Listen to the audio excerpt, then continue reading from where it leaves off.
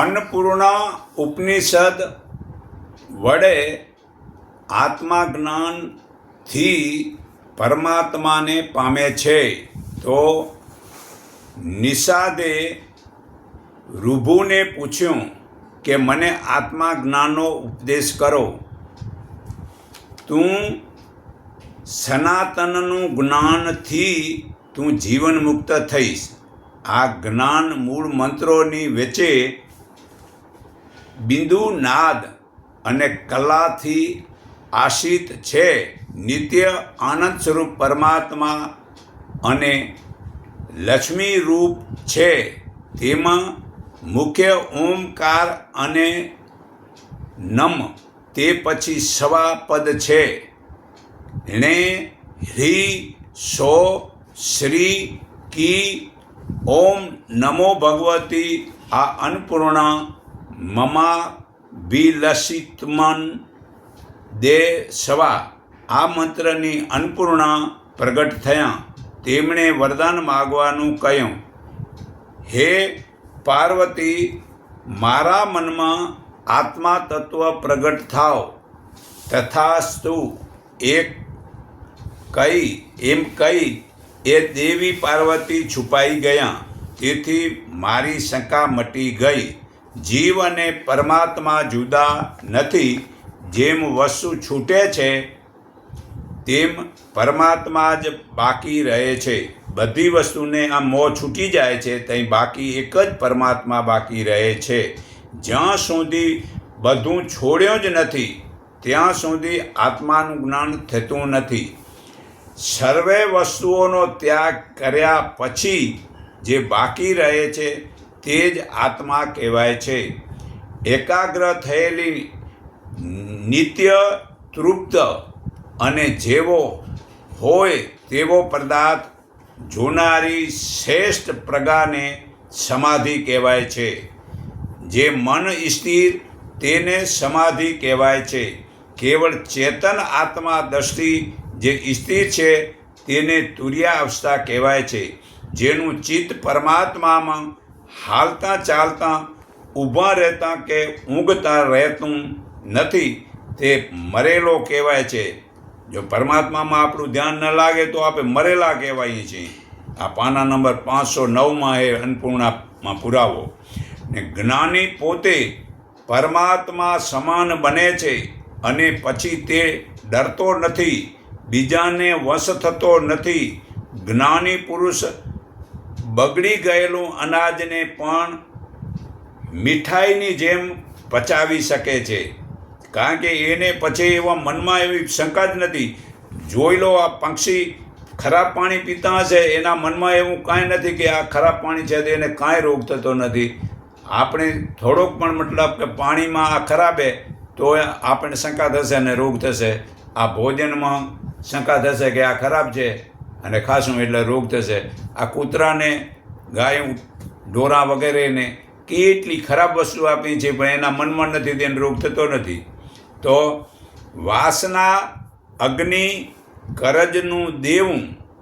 વાસના થોડીક હોય અને અગ્નિ ભલે નાની હોય, કરજ ભલે દેવું થોડુંક હોય, રોગ ભલે નાનો હોય પણ શત્રુએ ભલે દુશ્મને ભલે નાનો હોય, સ્નેહ હોય, વેર અને ઝેર આ બધા જ થોડા પણ બાકી રહ્યા હોય નહીં ત્યારે જ જ્ઞાન થાય છે.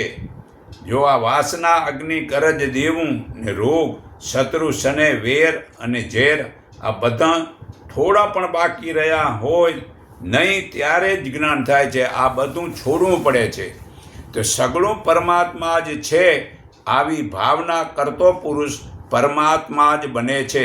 અને તે પરમાત્મા બધે જ રહેલા છે. આમ આખી સૃષ્ટિમાં આ 14 બ્રહ્માંડમાં એ પરમાત્મા આમ ઠસોઠસ બધે ભરેલા છે એમ અનુભવે છે.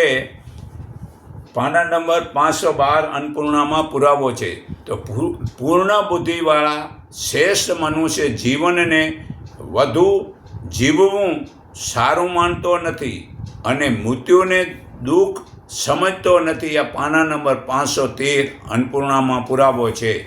તો પરમાત્માને જે જાણે છે તે જાગતા ને ઉઠતા આમ પ્રાણાયામ કરે છે તેનું કલ્યાણ થાય છે. આમ ઉઠીને હે ભગવાન હું તમને નમસ્કાર કરું છું એમ એનું કલ્યાણ થાય છે.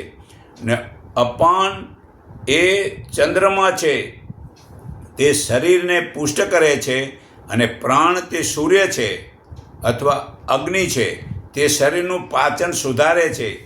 પ્રાણ અપાન એકતા છે તે જ ચિદાત્મા છે, તેનો તું આશ્રય કર. જેના સર્વે સંકલ્પો નાશ પામે છે અને જે કાંઈ વાસના નથી તેને પરબ્રહ્મ કહે છે. આ સૃષ્ટિમાં માન ચેતન એક જ છે જે પરમાત્મા કહેવાય છે. પાના નંબર 517 અન્નપૂર્ણામાં પુરાવો છે.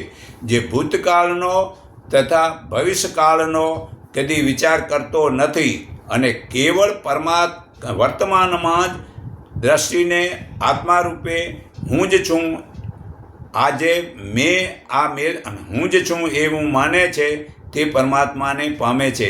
આજે મેં આ મેળવ્યો છે, ભવિષ્યમાં આ સુંદર મેળવીશ એવો વિચાર જે કરતો નથી તે કોઈની નિંદા કે સ્તુતિ કરતો નથી, કેમ કે આત્માથી જુદું કોઈ નથી. કારણ કે સારું પ્રાપ્તિ થતાં સંતોષ માનતો નથી અને ખરાબની પ્રાપ્તિ થતાં દુઃખી થતો નથી.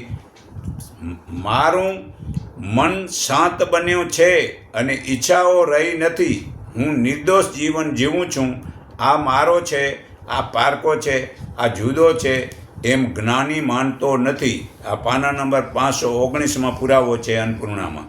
ઉત્તમ લોકોએ પ્રથમ તો શાસ્ત્રો અને જ્ઞાનીઓનો સંગથી જ જ્ઞાન પ્રગાને વધારીને પછી પોતાનો આત્મા જ પરમ પૂજ્ય પરબ્રહ્મ હું બ્રહ્મ છું એમ વિચાર્યા કરવું, જેથી ધ્યેયાતીત થઈ મુક્તિનો અધિકારી જીવાત્મા પરમાત્માની એકતા તે જ્ઞાનીની ઉત્પત્તિ થવી તે સમાધિ છે.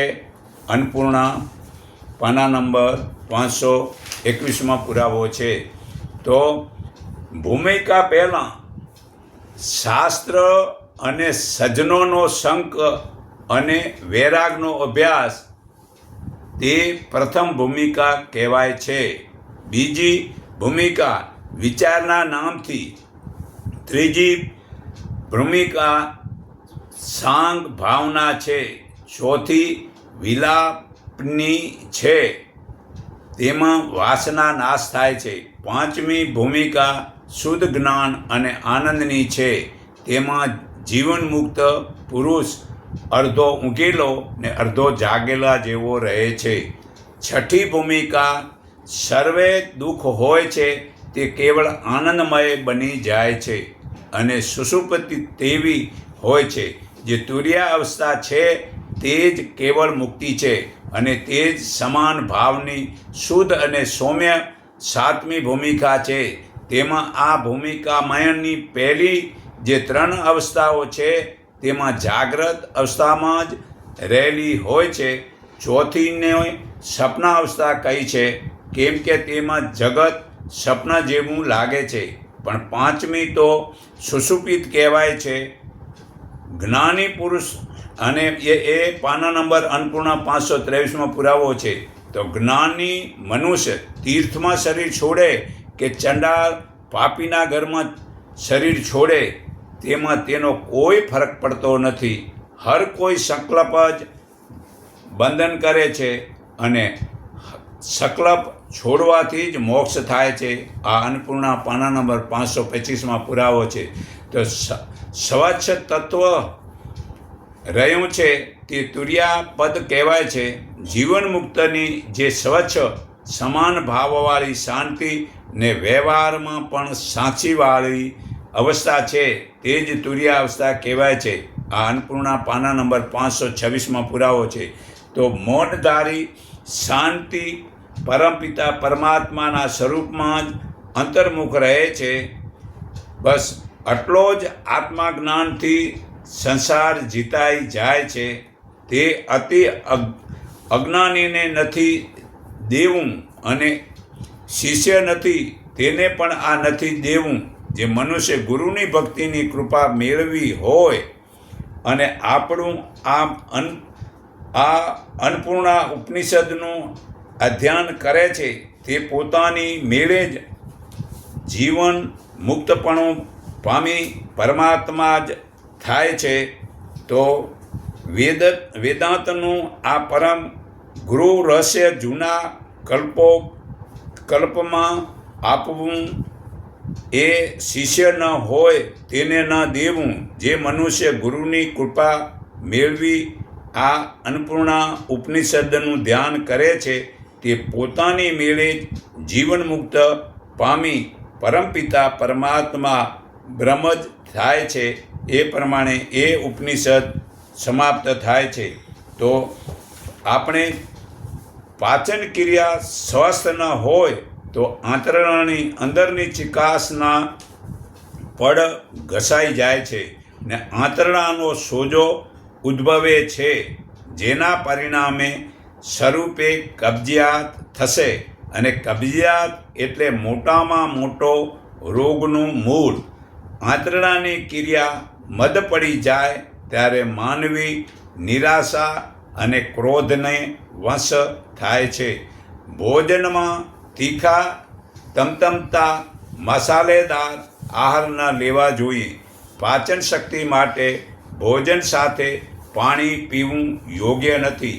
ભોજન કરતાં પહેલાં અડધો કલાક પહેલાં પાણી પી લો અને ભોજન પછી પણ અડધો કલાક બાદ પાણી પીવો.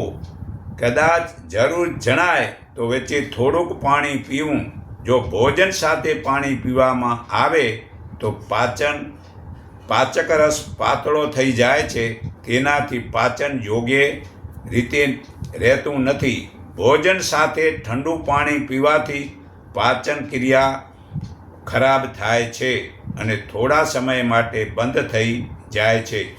ભોજન વખતે નાની પણ ખૂબ ઉપયોગી બાબતો ધ્યાનમાં રાખવી, જેથી પાચન ક્રિયા સ્વસ્થ રાખવામાં મદદરૂપ થાય છે. ભોજન કરતી વખતે આમ પ્રસન્ન ચિત્ત રાખો કે આ પરમાત્માએ આવો પ્રસાદ આપ્યો છે, એવો પ્રસન્ન ચિત્ત રાખો. બીજું, હવાની અવર જવર હોય તેવી જગામાં જમવા બેસો. ત્રીજું, શક્ય હોય ત્યાં સુધી ભોજન વખતે પાણી ન પીઓ. ચોથું, ભોજન લીધા પછી તરત જ ફળ ન ખાઓ. પાંચમું, ભોજન પછી તરત જ કેફી વસ્તુ ન પીઓ. છઠ્ઠું, ભોજનમાં વિરુદ્ધ આહાર જેવા દહીં, રાયતા સાથે ખીર, ફ્રૂટ સલાડ, ખારી વસ્તુ સાથે દૂધ ન લો.